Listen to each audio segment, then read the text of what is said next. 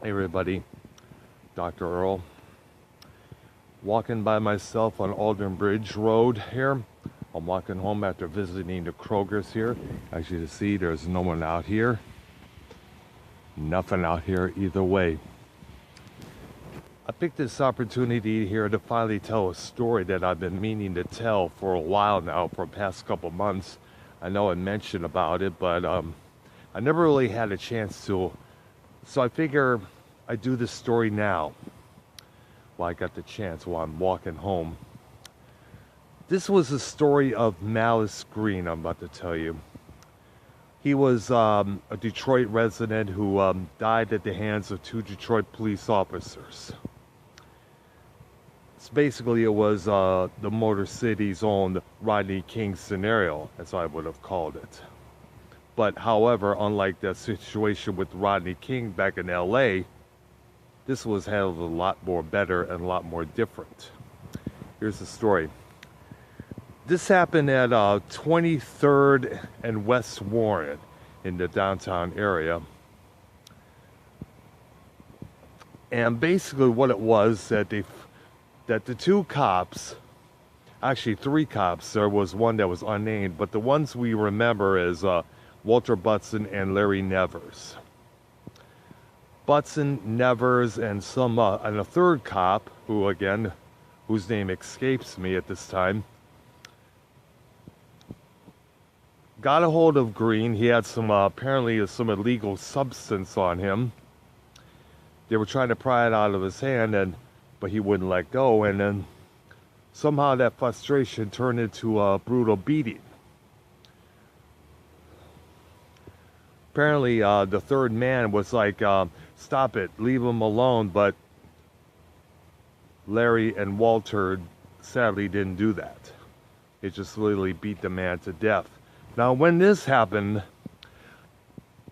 the Detroit police chief at that time, Stanley Knox, who I still respect to this day because he did his job damn well, I should say, he immediately fired those two cops. They were put on trial, and he made a huge yelling ass statement saying actions like these will not be tolerated. This is not what the Detroit police is about, So props to him for that. Butson and Nevers, of course, were put on trial. They had witnesses. Of course, in their defense, Butson and Nevers maintained that, as I said, that Malice Green had this substance in his hand. He was trying to fight the police, trying to resist arrest and all that. And plus, if I remember, correct me if I'm wrong, they also said that apparently seems that in the defense, they said every black man they ever seen either was a drug dealer or a thug or something like that, which usually gets in the mind of the police when they patrol areas like that. It does seep into your head. This is why I recommend therapy for all officers who get to that point. Now, the trial happened a year later. Remember, the incident happened in 1992, and November 5th of that year. They were later put on trial the following year, 1993, and during the summer of that year.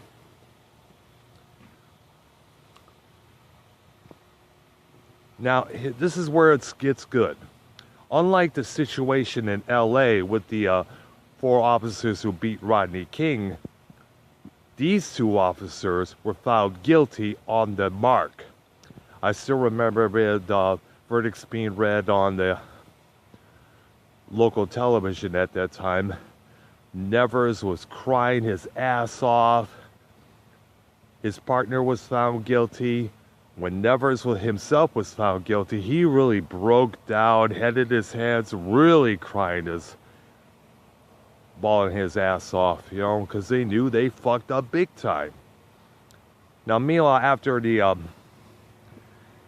verdicts were read, a huge ass crowd gathered at the area that Malice Green was murdered, which, by the way, for how many years was a big memorial to this. Even Stanley Knox, Detroit chief police, even came down to address the crowd and to make sure that no shit would go down. No fightings, no nothing. So, now as we know, Nevers and Butson are still serving their life sentences. The memorial stood for how many years? I one time visited back in early 1993. There was a big crowd. You know, there was this a black preacher talking to everyone. You know, seeing stuff like that. You know, it's also our problem. You know, we need this also addressed. The police should be under this and that. You know, I can't really go into details, but he did said something to me. I was the only white guy there. He said, "If you wish to help, we appreciate that very much.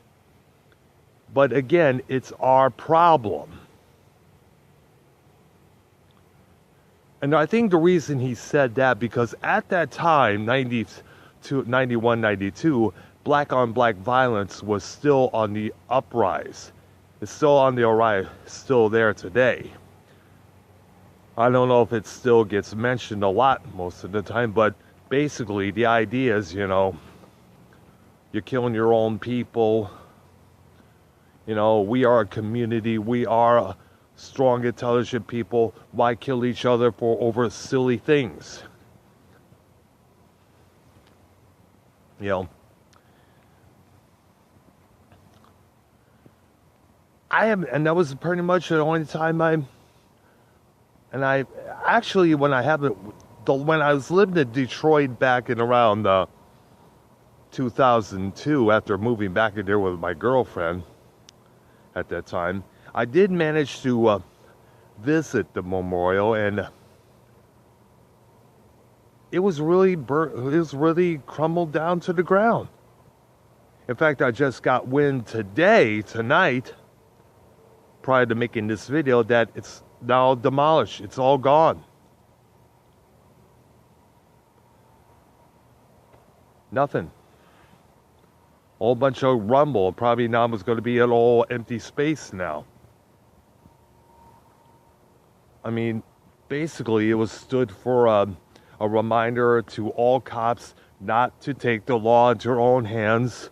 You know, don't go whipping on people for no reason, because there's still police brutality that goes on. Hence, what's going on with this situation with what's going on in Baltimore and shit like that. Now, here's what I need to address. I mentioned in this earlier that I do recommend that all officers doing patrol work such as this do get therapy.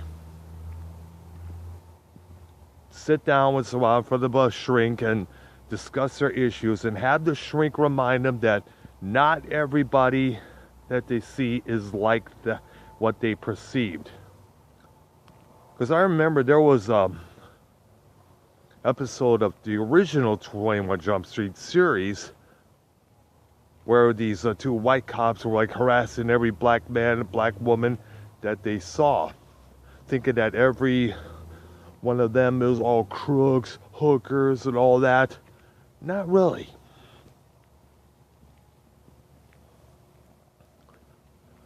Sometimes it will get to your head.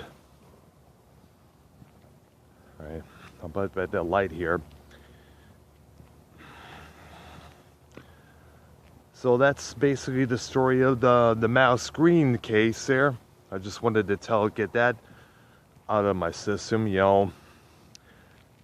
And I want to, by the way, I also want to commend Detroit for the way handling things the way it did, you know. I also got to give Detroit the proper credit as well for what happened during the LA riots.